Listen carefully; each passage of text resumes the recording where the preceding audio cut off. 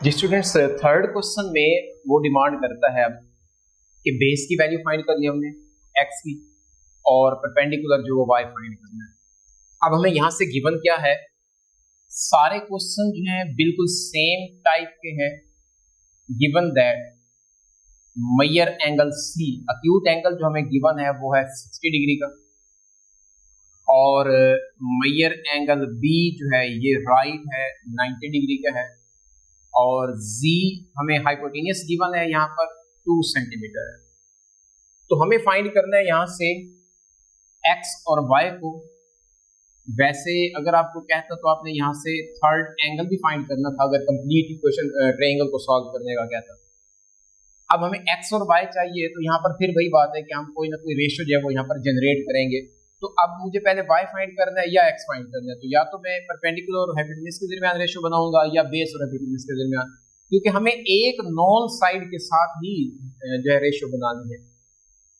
तो first of all मैं y को फाइंड करता हूँ perpendicular over hypotenuse, perpendicular over hyp which is the ratio sine. Angle कौन सा है यहाँ पर 60 डिग्री है। अब साइन 60 पर वैल्यू जो है वो क्या होती है 3 स्क्वायर रूट बाय 2। तो यहाँ पर उसकी जगह हम वैल्यू को पुट कर देंगे 3 square root by 2 which is equal to perpendicular हमें फाइंड करना है जो कि y से रिप्रेजेंट किया हुआ है, और z की वैल्यू क्या है यहाँ पर हाइट जो है वो 2 है। तो स्टूडेंट्स देखिए हमें y फाइंड करना है, सिंपल सी बात है कि यहाँ पर y के साथ 2 क्या हो रहा है डिवाइड, तो इसको जब इस तरफ लेकर आएंगे तो मल्टीप्लाई हो जाएगा, तो y की वैल्यू जो है ये आ जाएगी 3 square root by 2 multiplied by 2, 2 से 2 कैंसिल होगा तो y सिंपली हमारे पास 3 का स्क्वायर रूट जो है ये आ चुका है। ये y की वैल्यू है। अब हमें किसकी वैल्यू फाइंड करनी है यहाँ से x की। तो अब आप y मालूम कर चुके हैं, y और x के दरमियान रेशो बनाएंगे तो tan रेशो बन जाएगी, x और हाइपोटेन्यूज के दरमियान बनाएंगे बेस और तो cos की बनेगी। तो जैसे इजी हो आपको फाइंड करना, तो मैं यहाँ पर cos के साथ रेशो जो है वो बनाने जा रहा हूँ। cos 60 डिग्री है, बेस और हाइपोटेन्यूज मींस x ओवर क्या आ जाएगा z। तो cos 60 की वैल्यू है हमारे पास 1/2, 1/2 पुट कर देंगे इज इक्वल टू x की वैल्यू फाइंड करनी है तो एज इट इज, और ये आ जाएगा हमारे पास 2। z की वैल्यू 2 इधर डिवाइड हो रहा है इस साइड पर ले आए, 2 multiplied by 1/2 is equal to z, 2 से 2 कैंसिल होगा तो z की वैल्यू जो है ये आ गई है 1। स्टूडेंट्स आप देख रहे हैं कि हमारे पास जो क्वेश्चन है बहुत ही ज्यादा सिंपल है, तमाम क्वेश्चन एक ही टाइप के हैं। अब इसके हम फोर्थ पार्ट की तरफ जब हम आते हैं तो देखते हैं कि उसमें वो क्या फाइंड करने का बोल रहा है। मतलब ये है कि इन तीनों साइड्स हाइपोटेन्यूज बेस और परपेंडिकुलर में से कोई एक दो साइड्स आपको फाइंड करने का बोलेगा। अब यहाँ पर उसने नाम थोड़ा सा चेंज कर दिए, इसको ए का नाम दिया हुआ है, बी वही है आपके पास राइट एंगल जहां पर बन रहा है, और सी ये है। ये उसने कहा है कि y है बेस 4 सेंटीमीटर और परपेंडिकुलर को वो रिप्रेजेंट कर रहे हैं x के साथ, ये भी फाइंड करना है, और हाइपोटेन्यूज भी क्या करना है हमने यहाँ पर फाइंड करने, इसको z ही कंसीडर किया हुआ है। फोर्थ पार्ट है इस क्वेश्चन का, लास्ट पार्ट है। अक्यूट एंगल जो बन रहा है यहाँ पर बिल्कुल ये है 45 डिग्री। तो देखें अभी हमने सेकंड पार्ट किया था वो भी 45 के साथ था। तो मैं आपसे यहाँ पर पूछना चाहता हूँ कि जब ये 45 एंगल है तो ये भी 45 होगा, मतलब दो अक्यूट एंगल इक्वल हैं तो उससे बनने वाली दोनों साइड भी क्या होंगी इक्वल। अब ये 4 है तो ये भी कितनी होगी 4 होगी, और हम इसको बकायदा फाइंड करके वेरीफाई भी कर लेते हैं। तो ये है हमारे पास गिवन अक्यूट एंगल है 45 डिग्री, और मेजर एंगल बी जो है ये है 90 डिग्री, और हमें बेस गिवन है 4 सेंटीमीटर। फाइंड करना है हमें यहाँ से x और z मींस परपेंडिकुलर और हाइपोटेन्यूज जो है ये हमें फाइंड करना है। भाई सिंपल सी बात है कि आप रेशियो बनाएंगे एक अननोन और एक नोन साइड के साथ। परपेंडिकुलर ओवर बेस जब मैं रेशियो लिखूंगा तो आप जानते हैं कि रेशियो कौन सी होती है, ये tan। एंगल अक्यूट क्या है 45, tan 45 पर 1 होता है, tan 45 पर क्या है 1, which is equal to perpendicular हमें फाइंड करना है x है और बेस की वैल्यू क्या है 4। तो 4 इधर डिवाइड हो रहा है, इधर आकर मल्टीप्लाई होगा तो x भी क्या आ जाएगा 4। अब हमने हाइपोटेन्यूज फाइंड करना देख चुके हैं कि ये भी 4 है और ये भी 4 है। तो हाइपोटेन्यूज फाइंड करने के लिए ये रेशियो बनाए आपकी मर्जी है, बेस और हाइपोटेन्यूज बनाए आपकी मर्जी है। तो मैं बनाने जा रहा हूँ बेस ओवर हाइपोटेन्यूज, जो कि cos रेशियो होती है, और cos 60 पर वैल्यू जो है वो हमें पता है 1/2 इज इक्वल टू y की वैल्यू 4 है और z हमें फाइंड करना है। तो क्रॉस मल्टीप्लाई करें, z1 से मल्टीप्लाई होगा, z1 जार z, 2 को 4 से मल्टीप्लाई करेंगे तो ये 8z की वैल्यू आ जाती है। जी स्टूडेंट्स, ये था हमारा पहला क्वेश्चन जिसमें वो कहता था कि हमें x, y, z मतलब तीनों साइड में से दो साइड्स हमें फाइंड करने का बोल रहा है। जी स्टूडेंट्स, दूसरे क्वेश्चन में वो कहता है कि find the unknown sides and angles of the following triangles. हमें अननोन या तो साइड्स फाइंड करनी है या फिर क्या फाइंड करने हैं, एंगल्स जो वो फाइंड करने हैं। तो देखिए इस क्वेश्चन में टोटल 2 पार्ट हैं और मैंने आपको ये केसेस लिख के दिए थे। तो यहाँ पर आप देखिए कौन सा केस वेरीफाई हो रहा है, सेकंड केस है जब आपको 2 साइड्स और एक एंगल गिवन हो। अब हमें इसका मतलब है कि पूरी ट्रायंगल को सॉल्व करना है। 3 वैल्यूज हमें मालूम होंगी और 3 हमने फाइंड करनी होगी। उन 3 में से 2 साइड्स गिवन है और एक एंगल गिवन है, तो हमें 2 एंगल और एक साइड जो वो फाइंड करनी है। बहुत इजी क्वेश्चन है। आप देखें, मैं सबसे पहले यहाँ पर वही बात लिख रहा हूँ कि हमें गिवन क्या है। गिवन लिखने से आपको कम से कम ये अंदाजा हो जाता है कि हमें फाइंड क्या क्या करना है इसके अलावा। तो मेजर एंगल बी जो है, जो कि राइट है 90 डिग्री, ये हमें गिवन है। बेस हमें गिवन है जिसकी वैल्यू है 13 स्क्वायर रूट, एंड परपेंडिकुलर भी गिवन है हमें 3 का स्क्वायर रूट। अगर ये चीजें ना भी लिखें तो आपके सामने ये फिगर बनी हुई है तो उसमें मौजूद है, आपको पता है कि क्या गिवन है और क्या फाइंड करना है। वी हैव टू फाइंड क्या फाइंड करना है। एक तो हमें हाइपोटेन्यूज फाइंड करना है, दूसरा हमें मेजर एंगल ए फाइंड करना है और मेजर एंगल बी फाइंड करना है। तो स्टूडेंट्स, जब आपको किसी भी राइट ट्रायंगल के अंदर 2 साइड्स गिवन हो, थर्ड फाइंड करनी हो तो पाइथागोरस थ्योरम लगाते हैं। तो एक साइड को हम बड़े आसानी से यहाँ पर फाइंड कर सकते हैं बाय पाइथागोरस थ्योरम।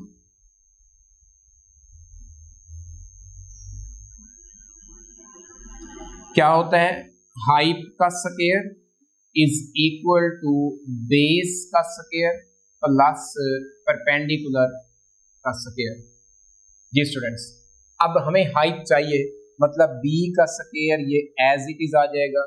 बेस है 13 स्क्वायर रूट और इसका स्क्वायर, परपेंडिकुलर में भी 3 का स्क्वायर रूट है और इसका क्या आ जाएगा, स्क्वायर। स्क्वायर से स्क्वायर रूट कैंसिल, तो b square is equal to 13 plus 3 and b square is equal to 16। हमें क्या करना होता है, इसका स्क्वायर रूट बोथ साइड पर जब हम लेंगे तो स्क्वायर से स्क्वायर रूट कैंसिल होगा। b की वैल्यू जो यहाँ पर हमें मालूम हो चुकी है वो क्या है, 4। 16 स्क्वायर रूट क्योंकि 4 के इक्वल होता है। अब जब तीनों साइड्स मालूम हो चुकी हैं तो हमें एंगल को फाइंड करना तो बहुत आसान है, वही रेशो लगाएंगे और यहाँ से एंगल फाइंड करेंगे। तो मैं ये हिस्सा रेज कर दूं। अब देखिए, लेट्स सपोज मैं इसको थीटा का नाम दे देता हूं क्योंकि हमें पता नहीं है कि कौन सा एंगल है, और इसको फाई का नाम दे देता हूं। ये फाई का सिंबल है और ये थीटा है। तो अब पहले थीटा फाइंड करने के लिए अब आपको तीनों साइड्स मालूम है, कोई भी रेशो ले सकते हैं जो आपको आसान लगे। मैं यहाँ पर b की वैल्यू फाइंड कर चुका हूँ कि b यहाँ पर क्या आ चुका है हमारे पास 4। मैं a और b के दरमियान रेशो ले रहा हूँ, मतलब परपेंडिकुलर ओवर हाइपोटेन्यूज। यहाँ पर अब बाउंड नहीं है, इन 2 साइड्स की रेशो लेनी है। जो आपका दिल करे, जो आपको इजी लगती है, भाई आप रेशो लगा सकते हैं। तो यहाँ पर देखें, a ओवर b जो है परपेंडिकुलर ओवर हाइपोटेन्यूज, ये क्या होती है, साइन रेशो होती है। और किसके अकॉर्डिंग ले रहा हूं मैं, एक्यूट एंगल थीटा के। तो sine theta is equal to a over b आ गया। अब स्टूडेंट्स, हमें थीटा फाइंड करना है, इसको एज इट इज ऐसे ही रहने दें। a की वैल्यू है हमारे पास 3 का स्क्वायर रूट ओवर 4। तो यहां से हमें फाइंड करना है क्या, थीटा। जब भी आपको रेशो में से एंगल फाइंड करना हो तो रेशो को आप यहां से दूसरी साइड पर ले जाते हैं, इक्वेशन की दूसरी साइड पर, और जब उधर ले जाएंगे तो यहां से उधर जाने तक ये साइन अपने इनवर्स में चेंज हो जाता है। यानी कि साइन का राइट साइड पे जब ले जाएंगे तो क्या आ जाएगा हमारे पास, inverse. Sine inverse of 3 square root by 4। Students अब ये नेक्स्ट जो हमारा काम है ना, ये है कैलकुलेटर का। कैलकुलेटर में कैसे करेंगे, आपके पास साइंटिफिक कैलकुलेटर होगा, शिफ्ट प्रेस करेंगे प्लस साइन रेशो लगाएंगे तो आपके पास जो आएगा वो साइन इनवर्स फंक्शन बन जाएगा। आगे ये वैल्यूज लिखेंगे, इक्वल का बटन प्रेस करेंगे, sine inverse of 3 square root by 4 की वैल्यू आ जाएगी।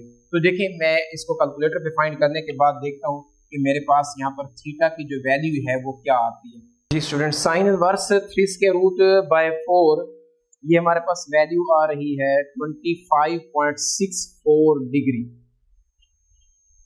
25.64 डिग्री ये थीटा है, जो कि कौन सा एंगल था, मेजर एंगल ए। अब इसको ए के साथ भी लिख सकते थे, मैंने इसको थीटा के साथ रिप्रेजेंट किया है। अब नेक्स्ट हमने फाइंड करना था ये जो फाई एंगल है, मतलब मेजर एंगल, हमें सी फाइंड करना था। सॉरी मैं यहाँ पर बी लिख गया था, ये सी है, हमें सी फाइंड करना है। बी तो हमें पहले मालूम है जो कि हमारे पास 90 डिग्री का था, हमें सी फाइंड करना है। इसको मैंने फाई से रिप्रेजेंट किया हुआ है। अब देखें यहाँ पर कि किसी भी ट्रायंगल के अंदर टोटल 3 एंगल्स होते हैं और तीनों एंगल्स का जो सम होता है वो 180 होता है। अब इन तीनों में से एक एंगल आपके पास है 90 डिग्री का और एक हमने अभी फाइंड किया 5.464 डिग्री है। तो मैं यहाँ पर इसको रेशो के साथ भी फाइंड कर सकता हूँ, लेकिन उससे आसान वे है कि हम यहाँ पर लिख दें कि वी नो दैट इन तीनों एंगल्स का जो सम है, मतलब measure angle A plus measure angle B plus measure angle C is equal to 180 degree. तीनों एंगल्स का सम 180 है। अब दो हमें मालूम है, वो हम यहाँ पुट कर देंगे, थर्ड एंगल इजीली फाइंड हो जाएगा यहाँ से। तो ए फाइंड किया हमने अभी 25.64 degree plus B right angle था 90 डिग्री आ जाएगा, प्लस मेजर एंगल सी हमें फाइंड करना है और ये आ जाएगा 180। तो इन दोनों को प्लस करके मैं इस 180 की तरफ ले जाऊंगा तो वहां पर जाकर ये माइनस हो जाएगा।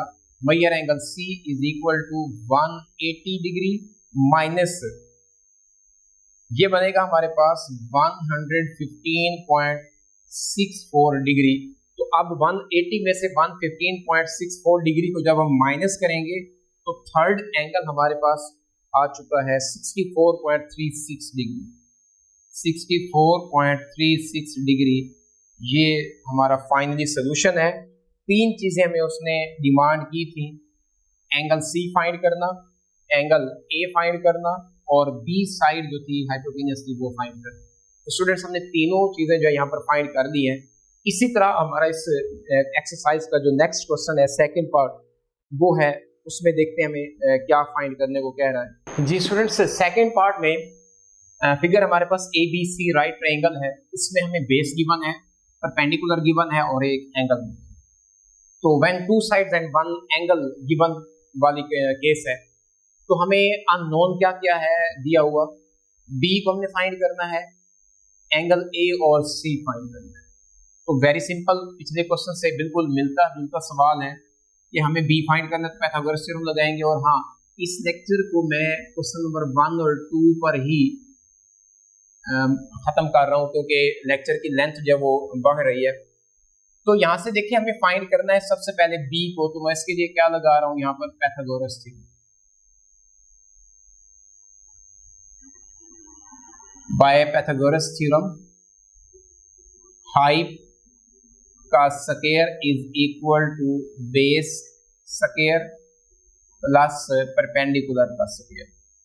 स्टूडेंट्स देखें, हाइप बी है, बी का स्क्वायर आ जाएगा और बेस और परपेंडिकुलर दोनों की वैल्यूज 4 हैं तो ये आ जाएगा 4 का स्क्वायर प्लस 4 का स्क्वायर।